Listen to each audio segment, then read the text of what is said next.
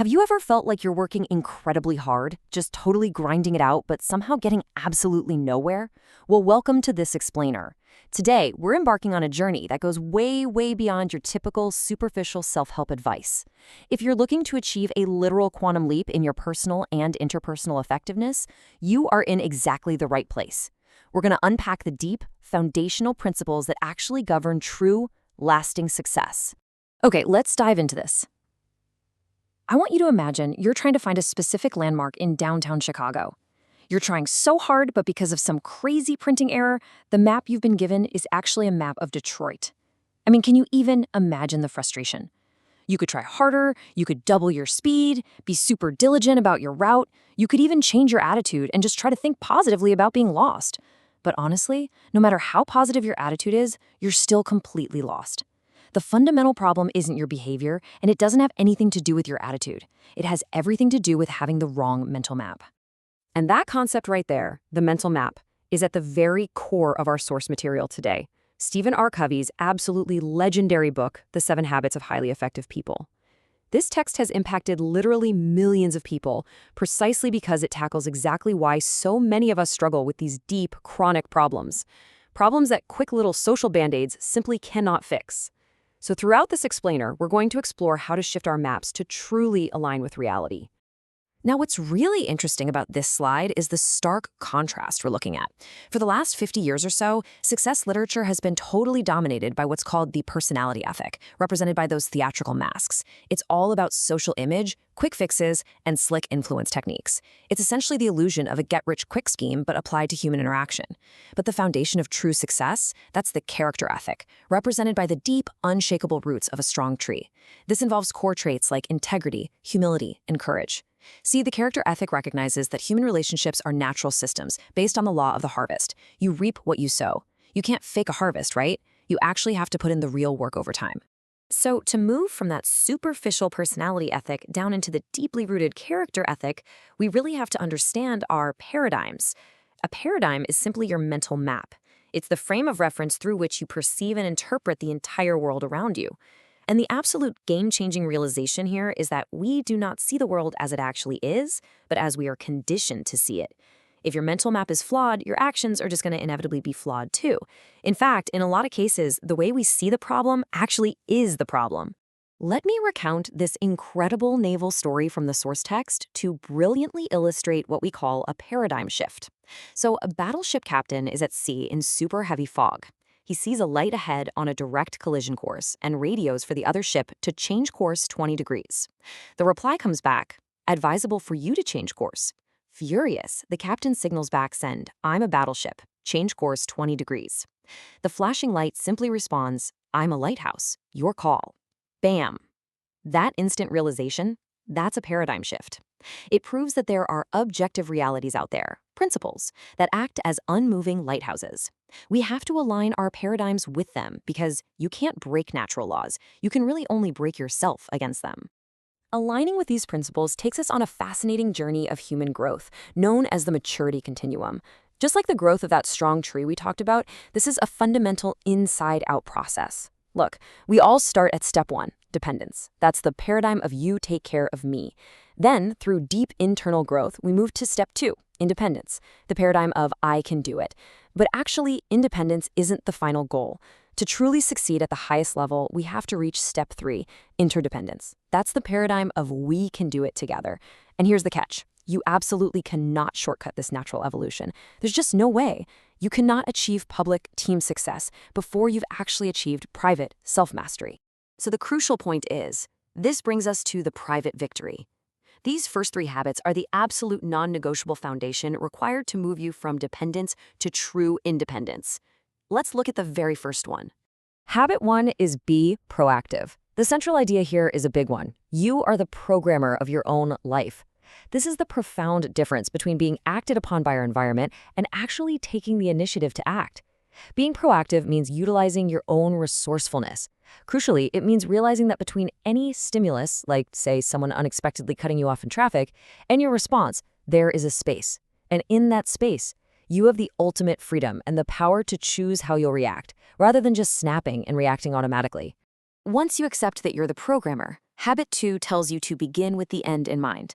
This is where you actually write the program.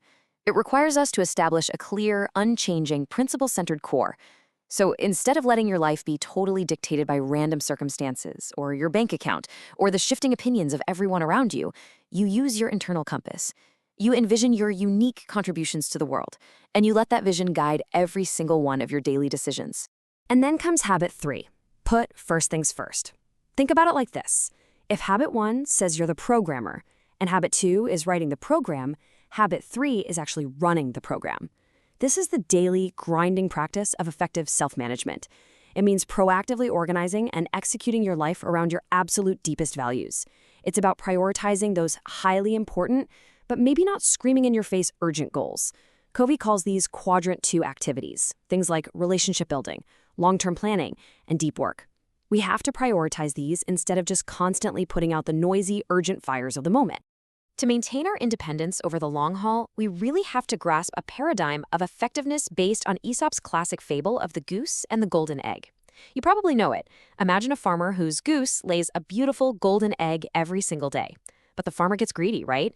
He kills the goose to get all the gold out at once and finds absolutely nothing inside. He totally destroyed the asset. This perfectly represents what Covey calls the P/PC balance.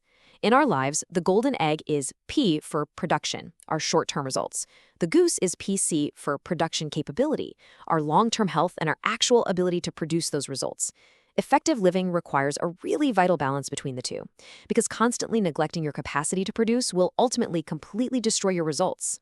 Let's move to and see how this builds into the next massive phase, the public victory.